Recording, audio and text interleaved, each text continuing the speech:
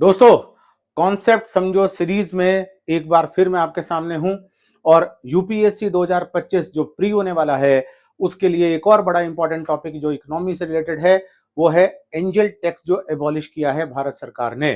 तो हमको ये देखना है कि पहले तो कि एंजल टैक्स था क्या और फिर क्यों इसको लगाया गया था और क्यों ही इसको एबॉलिश कर दिया गया।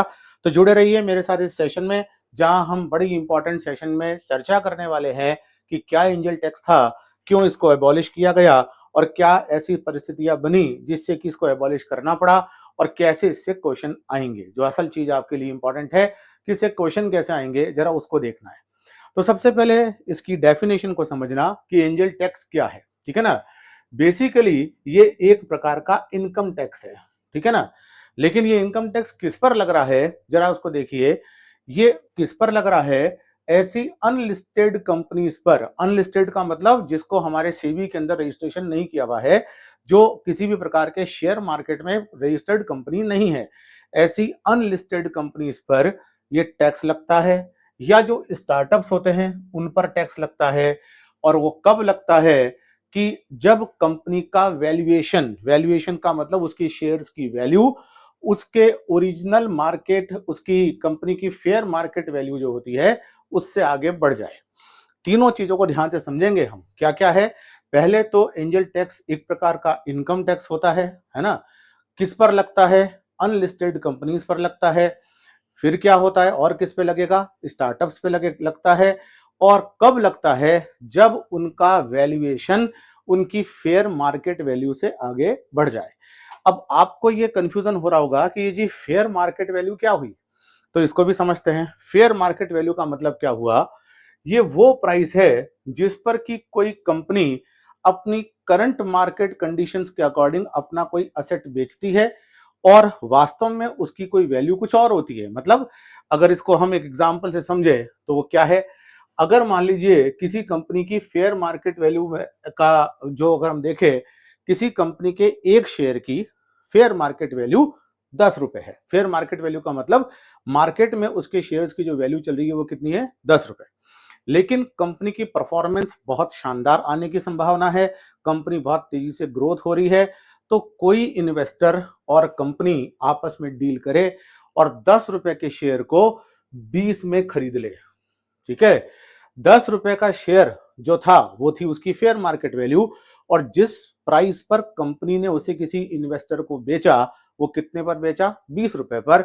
अब आप कहेंगे जी इन्वेस्टर ने 10 की चीज 20 में क्यों खरीदी? क्योंकि कंपनी की परफॉर्मेंस इतनी शानदार एक्सपोनेंशियल ग्रोथ टाइप दिख रही थी कि इन्वेस्टर को लग रहा था कि आज भले ही इस कंपनी के किसी शेयर की वैल्यू 10 रुपए है, ये आगे आने वाले समय में बहुत तेजी से आगे बढ़ेगी, तो आइए इसको अभी 20 में खरीद लेते हैं ताकि बाद में हमको रिटर्न मिले।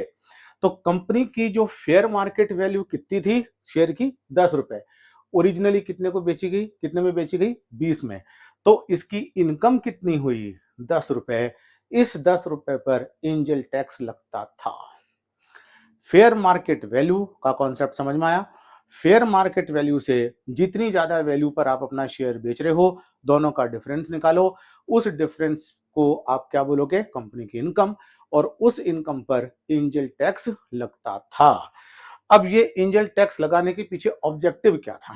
ठीक है, 2012 में इसे इंट्रोड्यूस किया गया क्योंकि भारत सरकार को लगने लगा कि कोई स्टार्टअप्स और कोई अनलिस्टेड कंपनी, अनलिस्टेड कंपनी का जो अनलिस्टेड कंपनी के साथ में एक सुविधा उनको होती है, सेबी की नजर उन पर नहीं होती है ना।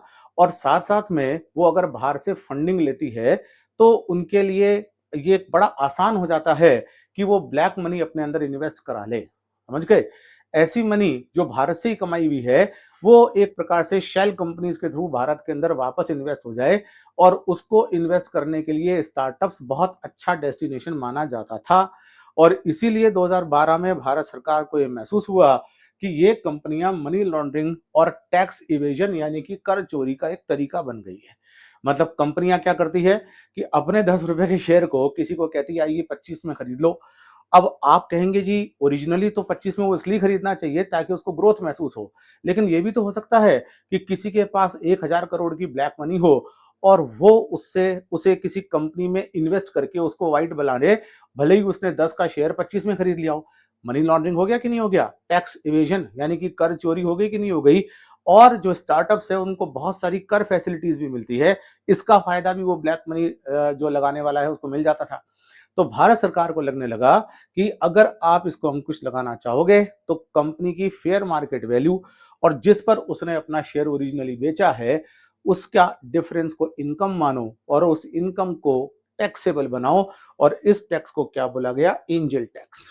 ठीक है, इस एंजल टैक्स को 2012 से लगाया गया।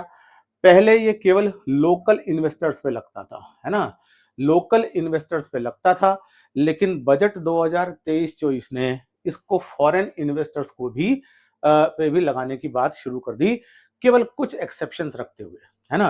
तो अगर ये भी याद रखना, ये पहले लगता था केवल लोकल इन्वेस्टर्स पर, फिर बजट 2023-24 से इसको हमने इसका एरिया, इसका रेंज बढ़ा दी, इसका बैंडविड्थ बढ़ाकर इसको ऑलमोस्ट सभी इन्वेस्टर्स पे लगा दिया, कुछ एक्सेप्शंस इसके अंदर जरूर थे।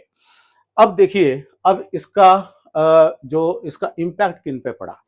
किसी भी स्टार्टअप को फंडिंग करने वाले कौन होते हैं, जो भी किसी स्टार्टअप को फंडिंग करते हैं वो क्या कहलाते हैं, वेंचर कैपिटल। उनको कई बार प्राइवेट इक्विटी भी कहते हैं, उनको कई बार एंजल फंड इन्वेस्ट भी कहते हैं, और ये बेसिकली एक तरह से सीड कैपिटल है। सोचिए कि एक स्टार्टअप जिसके पास फंड की कमी है, उसको जो फंड दे रहा है वो तो उसके ग्रोथ के लिए एक सीड का काम कर रहा है। और भारत सरकार बड़ी डिलेमा में थी। क्या डिलेमा था, अगर वो वेंचर कैपिटल्स को छोड़ दे कि आप किसी भी कंपनी पर अच्छा खासा इन्वेस्टमेंट करो, तो ये वेंचर कैपिटल ब्लैक मनी के इन्वेस्टर के, मनी लॉन्ड्रिंग के इन्वेस्टमेंट के सोर्स बन रहे थे, और ना छोड़े तो स्टार्टअप्स को फंड नहीं मिल रहा था।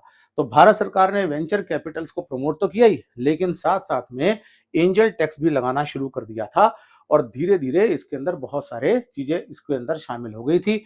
वेंचर कैपिटल्स को एक और नाम से पुकारा जाता है, और वो है ऑल्टरनेटिव इन्वेस्टमेंट फंड, ये भी आ सकता है। ऑल्टरनेटिव इन्वेस्टमेंट फंड भी एक प्रकार का वेंचर कैपिटल है।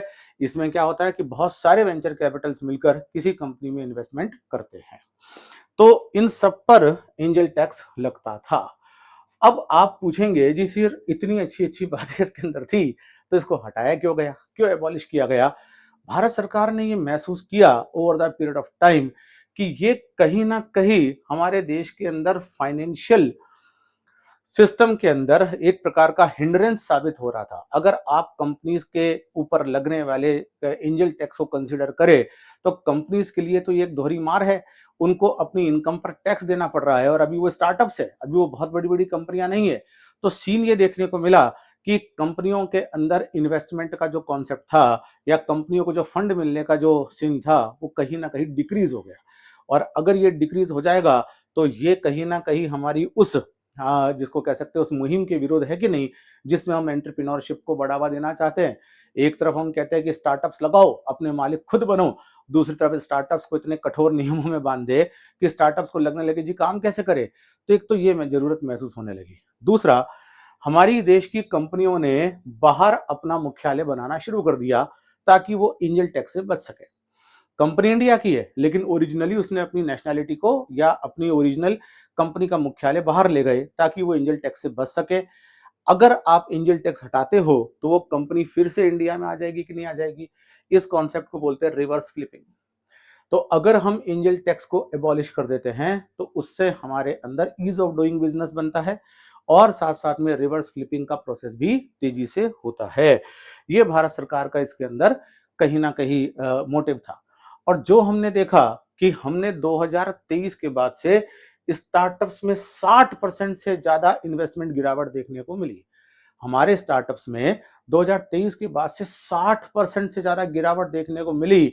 तो एंटरप्रेन्योरशिप का डेवलपमेंट कैसे होगा, कैसे हम एंटरप्रेन्योरशिप के इकोसिस्टम को तैयार कर पाएंगे।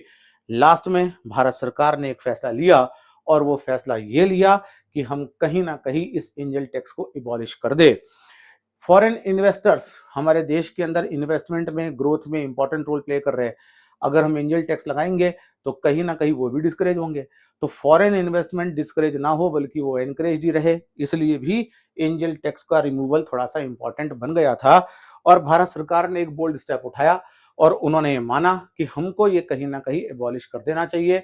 2024-25 के बजट में भारत सरकार ने उद्यमशीलता की भावना को, एंटरप्रेन्योरशिप की भावना को बढ़ावा देने के लिए सभी वर्ग के निवेशकों को, मतलब कोई भी इन्वेस्टर हो, उन सबको ऐसी इस प्रकार के एंजल टैक्स को खत्म कर दिया उसके लिए, ताकि वो इंडिया में ज्यादा से ज्यादा निवेश कर सके। तो ये एंजल टैक्स का कॉन्सेप्ट है। तो अगर हम इसका क्विक रिवीजन जैसा हम हमेशा करते हैं ऑब्जेक्टिव पॉइंट ऑफ व्यू से, तो अगर करने की बात करें तो वो क्या है? एंजल टैक्स किस पर लगता था? अनलिस्टेड और स्टार्टअप्स पर लगता था। अनलिस्टेड कंपनियों पर, स्टार्टअप्स पर। किस इनकम पर लगता था? फेयर मार्केट वैल्यू और जो ओरिजिनल वैल्यू पर शेयर बेचा गया उसके डिफरेंस पर लगता था। क्यों लगाया गया था? मनी लॉन्ड्रिंग को प्रिवेंट करने के लिए लगाया गया था, ताकि शेयर मार्केट जो कंपनियां नहीं है उन पर भी निगरानी रखी जा सके। नुकसान क्या हुआ? इंडिया में कंपनियों में इन्वेस्टमेंट घटने लगा, कंपनियां बाहर जाने लगी और अल्टीमेटली भारत सरकार को महसूस होने लगा कि ये तो हमारी उद्यमशीलता के कॉन्सेप्ट को नुकसान पहुंचा रहा है। इसलिए भारत सरकार ने एंजल टैक्स को रिमूव करने की बात कर दी है, एबॉलिश करने की बात कर दी है, और 2024-25 के बजट से एंजल टैक्स को एबॉलिश भी कर दिया गया है। अब इसका फाइनल बेनिफिट क्या होगा? एंटरप्रेन्योरशिप को बढ़ावा मिलेगा। तो उम्मीद है ये सेशन आपको क्लियर हुआ होगा। इसी प्रकार के कॉन्सेप्ट समझो सीरीज के साथ मेरे साथ जुड़ते रहिए, लगातार वीडियोस को देखिए, शेयर कीजिए, लाइक कीजिए, चैनल को सब्सक्राइब कीजिए। Thank you so much.